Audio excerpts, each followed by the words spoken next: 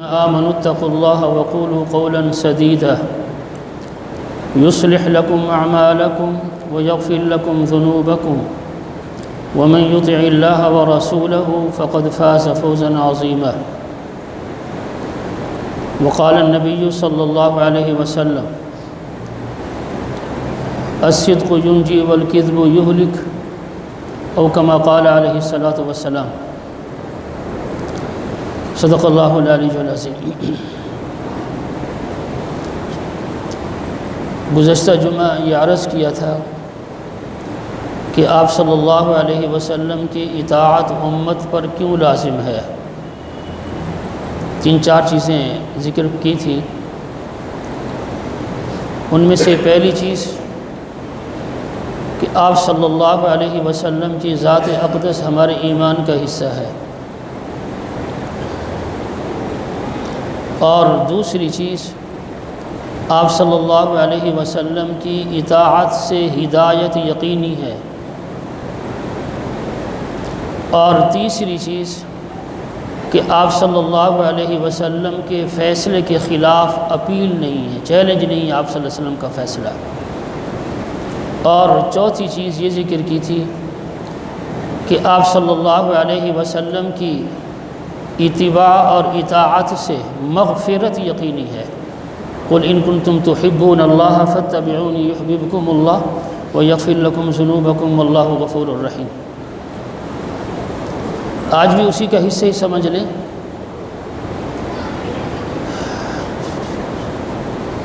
سورہ احزاب کی آیت میں نے پڑھی ہے جس میں اللہ رب العزت نے کامیابی کے 3 اصول ذکر فرمائے ہیں، اور 2 نتائج کا ذکر فرمایا. اللہ رب العزت نے ثمرہ، پھل کا بھی ذکر فرمایا ہے. علی الترتیب: یا ایھا الذین آمنوا اتقوا اللہ وقولوا قولا سدیدا. کامیابی کا پہلا اصول ہے اتقوا اللہ، اللہ سے ڈرنا.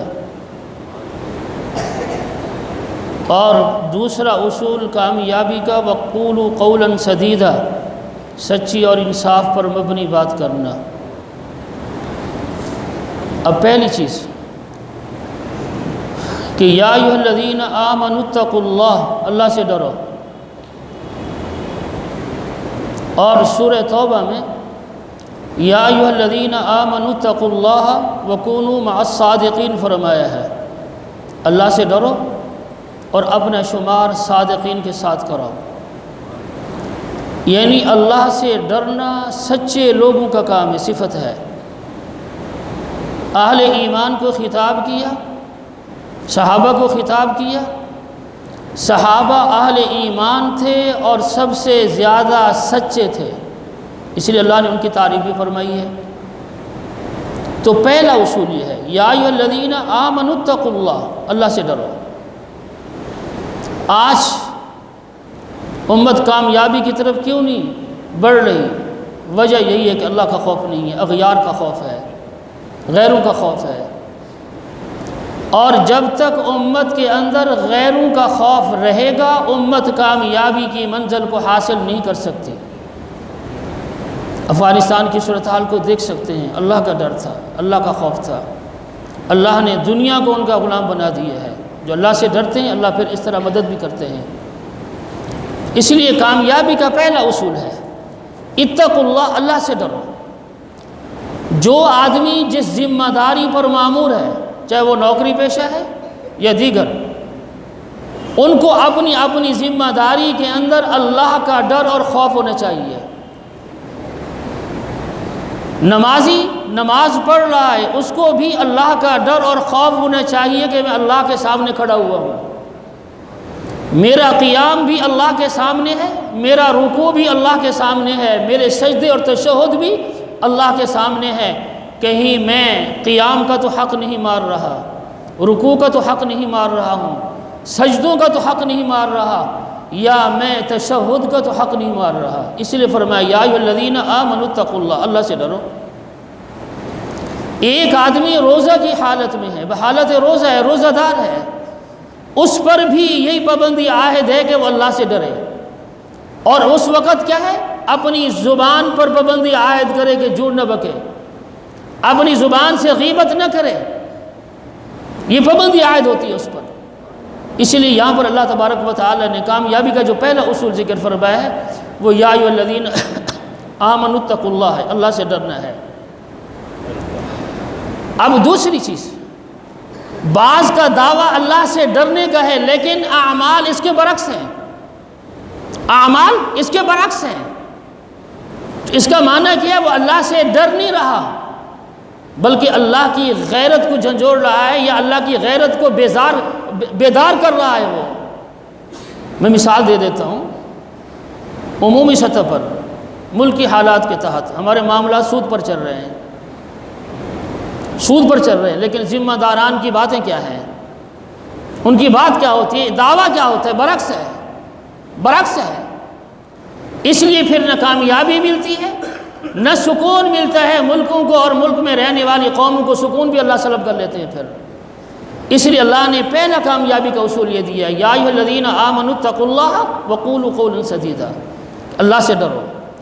اب جیسا کہ حضرت معاذ بن جبل رضی اللہ تعالیٰ عنہ جب یمن گئے، آپ نے ان کو جہاں نصیحتیں فرمائی تھیں وہاں آپ نے یہ بھی نصیحت فرمائی تھی،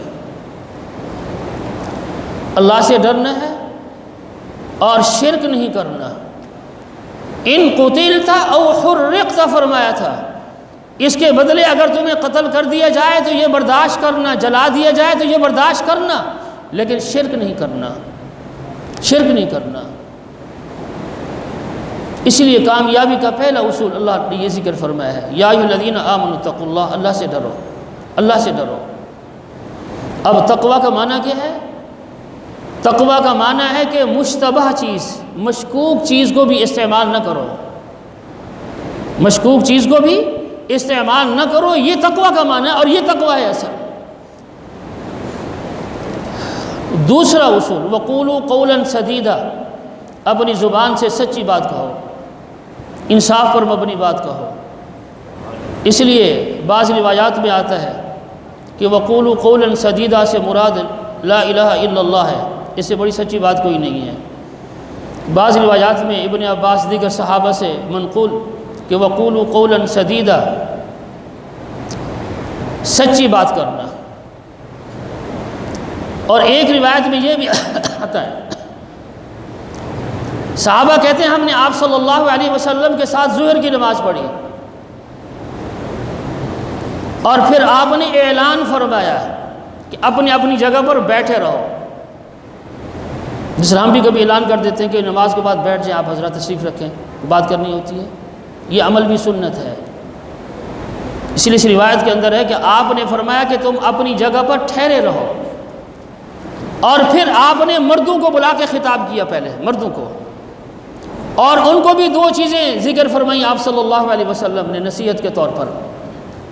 ایک تو یہ فرمایا کہ اللہ سے ڈرنا، اور دوسرا سچی بات کرنا، اور اس کے بعد مستورات کو بلایا، ان سے بھی آپ نے یہی دو باتیں بطور نصیحت کے فرمائی کہ اللہ سے ڈرنا اور سچی بات کرنا۔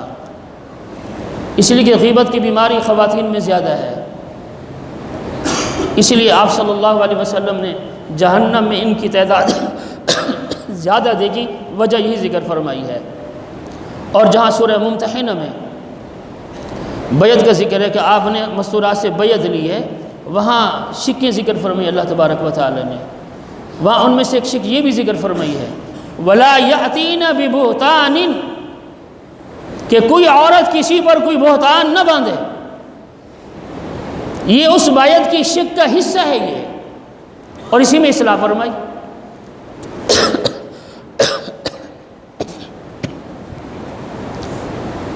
اس لیے اللہ تبارک و تعالی نے کامیابی کے دو اصول ذکر فرمائے ہیں کہ یا ایھا الذین آمنوا اتقوا اللہ وقولوا قولا سدیدا، سچی بات کرنا۔ اب احادیث میں آتا ہے الصدق ینجی والکذب یہلک، سچائی انسان کو نجات دلاتی ہے اور جھوٹ انسان کو ہلاک کر دیتا ہے۔ اور ایک روایت میں یہ بھی فرمایا آپ صلی اللہ علیہ وسلم نے الصدق یہدی الی البر والکذب یہدی الی النار، سچائی انسان کو نیکی کی طرف لے جاتی ہے، جھوٹ انسان کو جہنم کی طرف لے جاتا ہے۔ اس لیے ایک روایت میں یہ بھی فرمایا آپ صلی اللہ علیہ وسلم نے، جو کاروبار کرتے ہیں سچے تاجر جھوٹ نہ بولیں، اور آپ صلی اللہ علیہ وسلم نے جو تاجر جھوٹی قسمیں کھا کر چیز بیچتے ہیں آپ نے لعنت فرمائی ہے ان پر، اور ہمارے یہاں یہ عام ہے، یہ عام ہے، کوئی پرہیز نہیں، اللہ کے نبی نے لعنت فرمائی ہے۔ اور یہ روایت تفسیر مظہری کے اندر علامہ قاضی ثناء اللہ پانی پتی رحمۃ اللہ علیہ نے آیت الکرسی شروع ہونے سے پہلے والی آیت کی تفسیر میں نقل فرمائی ہے، من قبل ان یاتی یوم لا بیع فیہ ولا خلہ ولا شفاعہ والکافرون هم الظالمون۔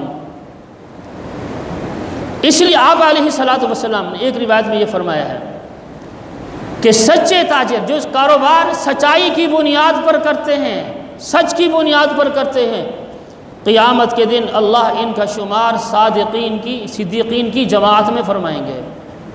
قیامت کے دن صدیقین کے ساتھ ہوگا وہ آدمی۔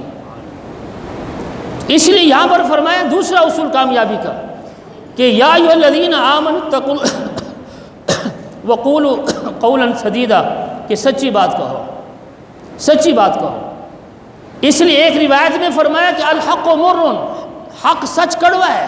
آپ کسی سچی بات کریں گے آپ اچھے نہیں لگے گے معاشرے میں۔ جو منافقانہ لب و لہجہ استعمال کرے مذبذبین بین ذالک لا الہ الا ولا الہ الا، وہ آدمی ٹھیک رہتا ہے، اس کو لوگ سچا سمجھتے ہیں، جبکہ وہ سچا نہیں، منافق ہوتا ہے وہ، قرآن اس کو منافق کہہ رہا ہے۔ اور آپ صلی اللہ علیہ وسلم نے بھی اس کو فرمایا کہ ذی الوجہین، دو منہ والا ہوتا ہے وہ۔ لیکن ہمارے معاشرے کے اندر چونکہ یا تو عمومی طور پر ہم سب منافق ہیں، اس لیے وہ آدمی اچھا لگ رہا ہوتا ہے سچا، لیکن یہ پیمانہ معیار نہیں بیان کیا قرآن اور احادیث میں آپ صلی اللہ علیہ وسلم نے۔ اس لیے فرمایا وقولوا قولا سدیدا، سچی بات کہو۔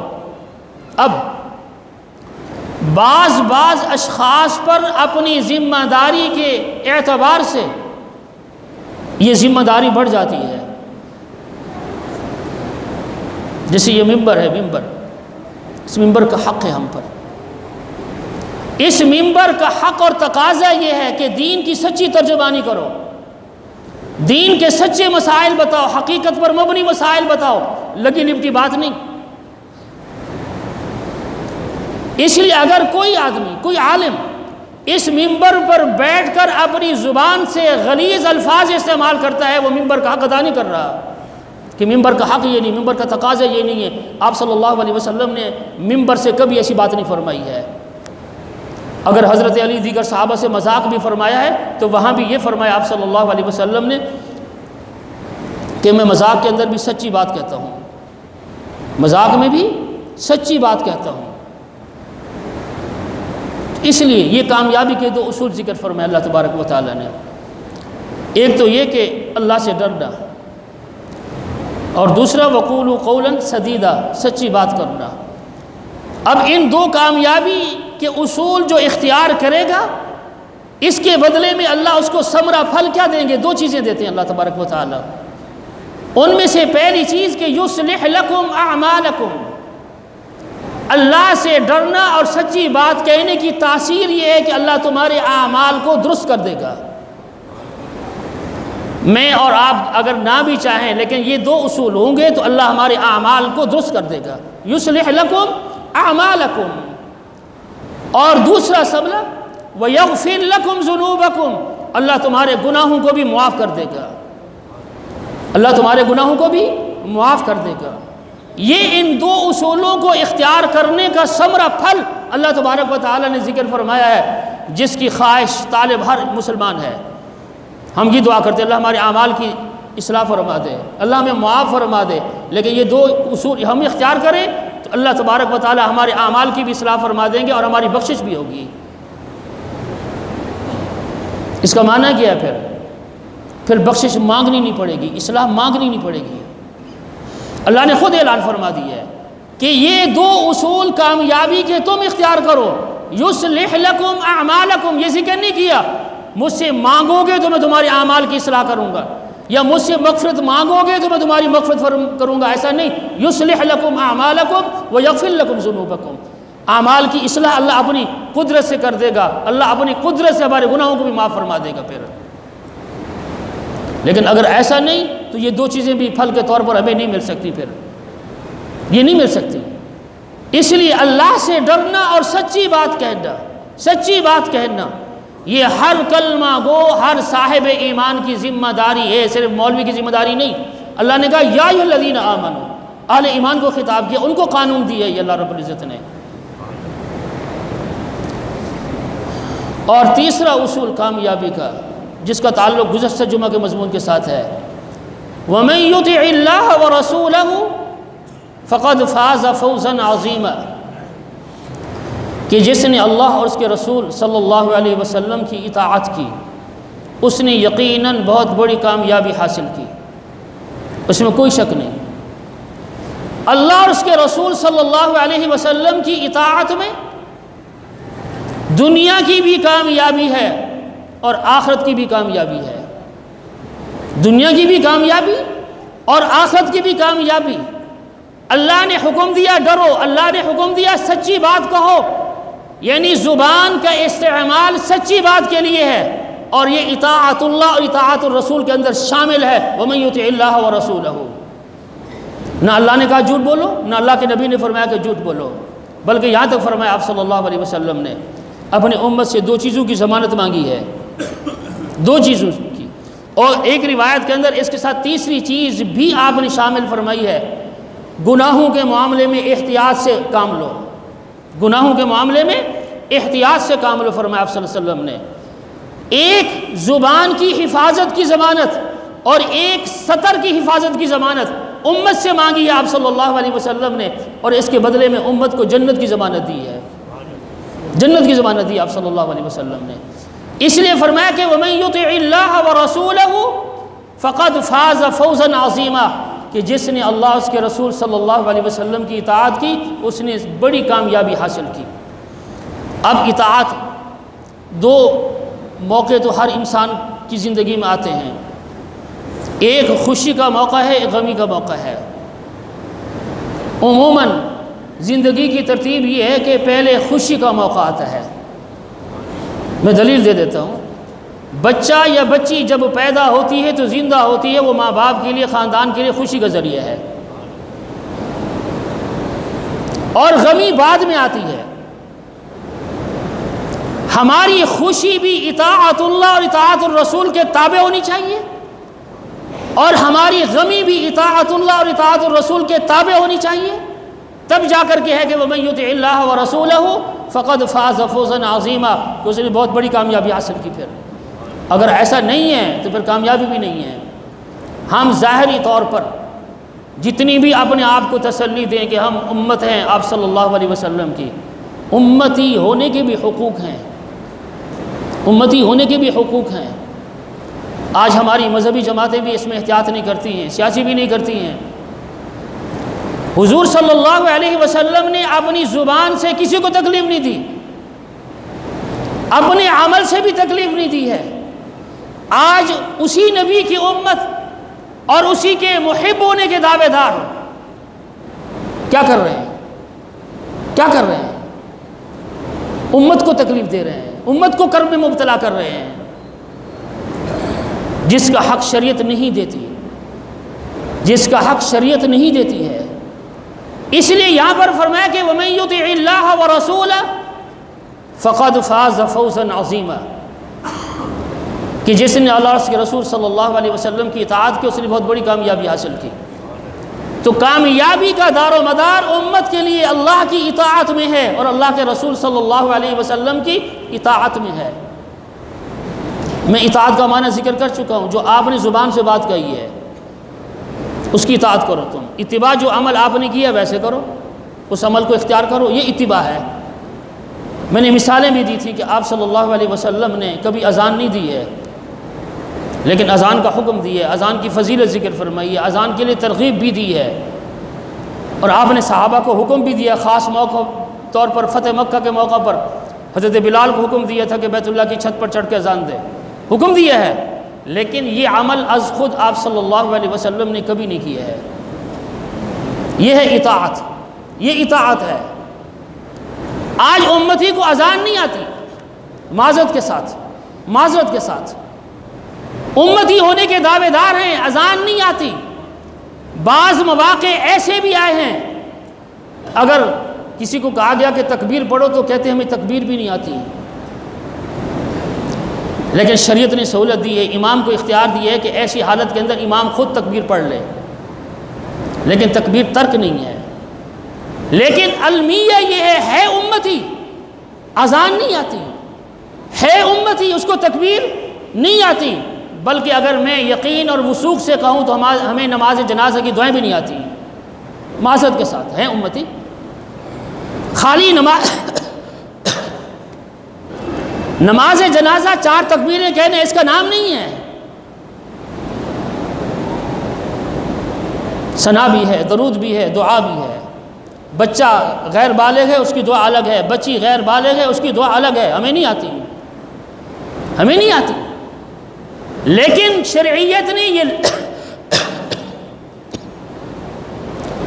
یہ لاج رکھی ہے، اگر ہم دعائیں نہیں پڑھیں گے نماز جنازہ ہو جائے گی، دعائیں نہیں پڑھیں گے نماز جنازہ ہو جائے گی۔ یہ شرعیت نے ہماری سطر پوشی کی ہے، ورنہ امتی ہونے کی ذمہ داری یہ ہے کہ ہمیں دعائیں یاد ہونی چاہیے۔ اس لیے کہ بعض مواقع ایسے بھی آتے ہیں کہ جہاں جنازہ پڑھانے والا کوئی نہیں ہوتا، آپ میں سے ہی کوئی پڑھاتا ہے، پھر وہاں کیا کریں گے؟ تو اس لیے اللہ تبارک و تعالیٰ نے کامیابی کا تیسرا اصول یہ ذکر فرمایا ہے کہ وَمَن يُطِعِ اللَّهَ وَرَسُولَهُ فَقَدْ فَازَ فَوْزًا عَظِيمًا، جس نے اللہ اس کے رسول صلی اللہ علیہ وسلم کی اطاعت کی اس نے بہت بڑی کامیابی کو، یقیناً کامیابی کو حاصل کر لیا، اور اس میں کوئی شک نہیں ہے، اس میں کوئی شک نہیں۔ صحابہ نے اطاعت اللہ اور اطاعت الرسول کو اختیار کیا، دنیا میں اللہ نے ان کو جنت کی ضمانت دی، رضی اللہ عنہم ورضوا عنہ، اولئک حزب اللہ راشدون مہتدون، یہ ان کے لیے ہیں، اس لیے کہ وہ اطاعت اللہ اور اطاعت الرسول کے پابند تھے۔ انہوں نے معاشرے کو نہیں دیکھا، معاشرے کی روایات کو نہیں دیکھا، قبائل کے رشتہ داروں کے طور طریقوں کو نہیں دیکھا، دین کو آگے رکھا ہے۔